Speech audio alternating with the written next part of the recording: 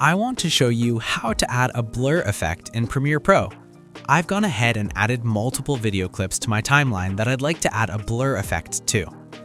Let's begin by going over to the Project panel and adding a new item and selecting Adjustment Layer. Drag your newly created adjustment layer onto your timeline and extend it so it matches the duration of your video clips.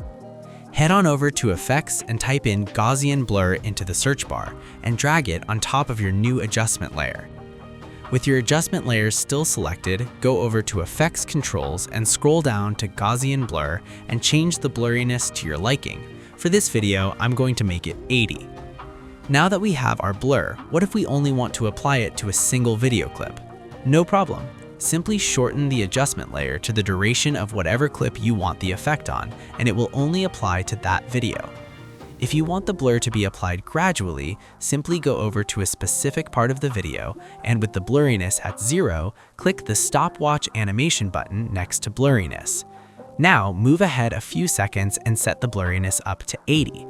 Now we have a nice cinematic blur that gradually fades into our video clip. Anyway guys, that's it for me. I hope you enjoyed this video and see you in the next one. Let's solve together. Put your like and subscribe.